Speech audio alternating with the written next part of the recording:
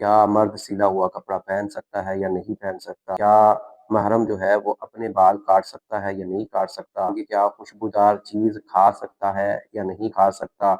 کہ کیا مرد اپنی عورت کو چھو سکتا ہے یا نہیں چھو سکتا؟ تو یہ تمام چیزیں ہماری آج کی اس ویڈیو کے اندر شامل ہیں۔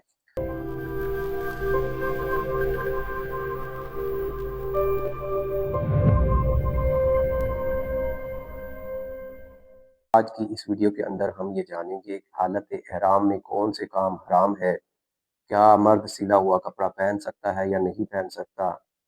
آپ اس کے اندر جانیں گے کیا مرد جو ہے وہ خوشبو لگا سکتا ہے یا نہیں لگا سکتا؟ آپ اس ویڈیو کے اندر یہ بھی جانیں گے کیا محرم جو ہے وہ اپنے بال کاٹ سکتا ہے یا نہیں کاٹ سکتا؟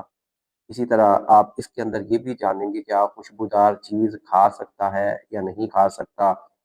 اسی طرح یہ بھی اس ویڈیو کے اندر جانیں گے کہ کیا مرد اپنی عورت کو چھو سکتا ہے یا نہیں چھو سکتا؟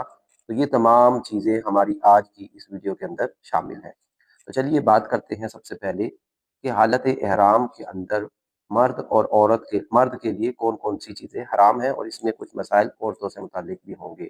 تو سب سے پہلے یاد رکھیے کہ مرد کے لیے سلا ہوا کپڑا پہننا یہ حرام ہے۔ البتہ عورت جو ہے وہ سلا ہوا کپڑا پہن سکتی ہے۔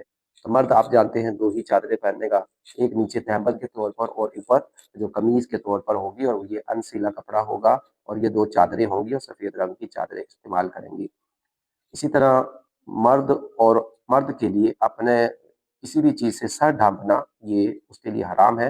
البتہ عورتوں کے لیے اپنا سر ڈھانپنے کی اجازت ہے۔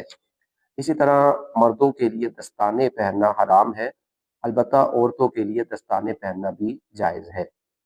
اسی طرح یہ بھی یاد رکھیے کہ موزے پہننا یا ایسے جوتے پہننے جس سے یہ ہڈی جو ہے اوپر والی ہڈی پاؤں کی یہ چھپ جاتی ہو یا ٹخنوں کو چھپا لیتی ہو، تو یاد رکھیے کہ یہ چیزیں مرد کے لیے حرام ہوں گی۔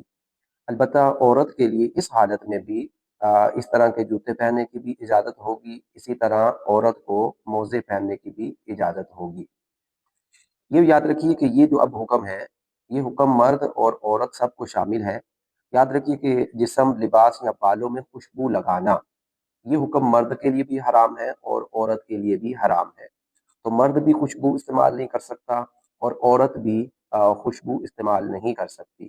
اس میں آپ چاہے کوئی بھی کسی طرح کی بھی خوشبو ہو وہ استعمال نہیں کر سکتے، چاہے وہ لیکوڈ شکل کے اندر ہو یا ٹھوس شکل کے اندر ہو، کسی طریقے سے بھی خوشبو استعمال نہیں کر سکتے۔ اسی لیے ہمارے جو دیکھنے والے ہیں ان کو یہ دیکھنا چاہیے کہ حالت احرام کے اندر حجر اسود پر وہ خوشبو مل دیتے ہیں، تو اگر باقاعدہ طور پر خوشبو تھی اور وہ خوشبو آپ کے ہونٹوں کے ساتھ مس ہو گئی ہے تو یاد رکھیے کہ ایسی صورت میں دم لازم آ سکتا ہے۔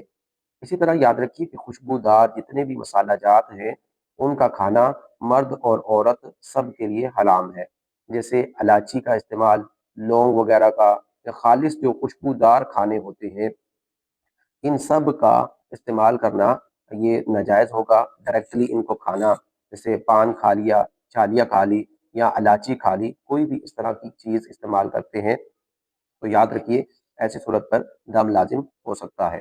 البتہ سالن کے اندر اگر جیسے ان کو پکا لیا اور ان کی خوشبو وغیرہ جو ہے وہ ختم ہو گئی تو اب اس کو اجازت ہے۔